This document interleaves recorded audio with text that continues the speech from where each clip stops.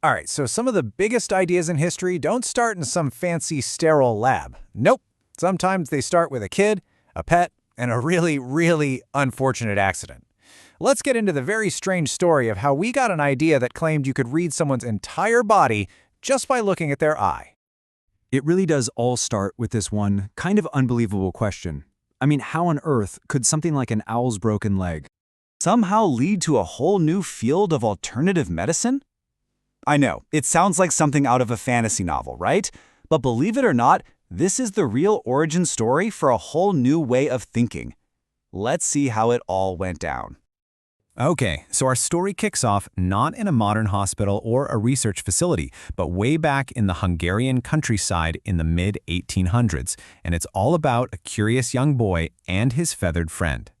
So let me introduce you to Ignaz von Petzeli. He's just 10 years old, he's living near Budapest, and like a lot of kids, he had a favorite pet. Except his wasn't a dog or a cat, it was an owl. Then one day, while they were just playing around, the absolute worst thing happened. Ignaz accidentally broke his owl's leg. You can imagine how awful that must have been. But that terrible moment, well, that was the exact moment that kicked off a truly bizarre chain of events. Now, young Ignaz wasn't just heartbroken, he was also incredibly observant, because right after the accident, he noticed something extraordinary happening. Not with the owl's leg, but with its eye. And this is where it gets really wild. So right after the owl's leg breaks, Ignaz sees this dark stripe just appear in the owl's iris. And get this, it's on the same side as the broken leg. So he watches, totally fascinated, as the leg slowly heals. And as it does, the stripe in the eye starts to fade away, until finally it's replaced by this little black dot with a white ring around it. For him, this was undeniable proof, a direct visual connection between an injury and a mark in the eye. That one observation would literally define the rest of his life. That memory never left him. It completely stuck with him.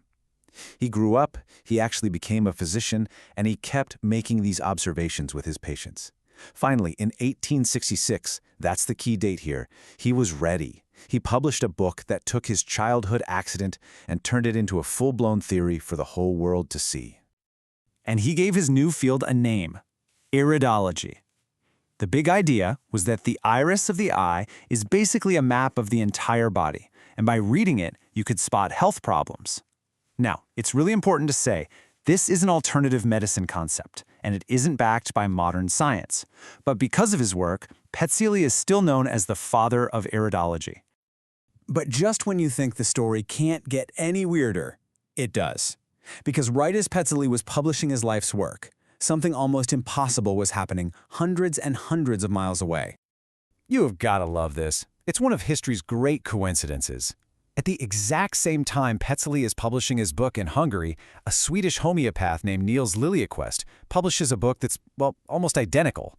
These two guys had never met, they'd never heard of each other, never written to each other, yet here they were, describing the same exact ideas, sometimes even using the same exact words. What are the odds? So this totally bizarre coincidence actually gave the idea some serious legs. From these two completely independent starting points, the study of the iris started to spread and evolve, thanks to a whole new generation of pioneers. You can kind of see how this whole thing just snowballed. So after Petzeli's book drops in '66, Liljequist becomes the guy who brings the idea over to the United States. Then in the early 1900s, you get guys like Dr. Henry Edward Lane and Dr. Henry Lindlar publishing the first big American books on it. But the person who would really turn it into a system was still to come. And that person was Dr. Bernard Jensen. He's the one who took all these scattered theories and observations and created the comprehensive iris chart. He mapped specific organs and body parts to exact zones in the iris. You see, his work is what turned a curious idea into a systematic practice, and his charts are still seen as the gold standard, within the world of iridology, that is. So what started with the boy and his poor owl has traveled all the way through time, growing from just one kid's curious observation into an alternative health practice that's still around today.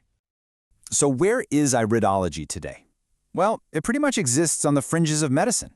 You'll see it taught in some courses on complementary therapies, it pops up in the wellness and beauty industries, and some people use it as a tool for self-care. But again, we have to be super clear. Scientific studies have repeatedly found no evidence that it actually works as a diagnostic tool. Still, it's a pretty surprising legacy for that one faithful day, huh? The story of iridology is just a fantastic look at how one little observation, right or wrong, can spark an idea that lasts for centuries. And while science tells us the iris probably isn't a secret map of the body, the story itself is a powerful reminder of how we're always searching for patterns, always trying to find meaning, even in our own eyes.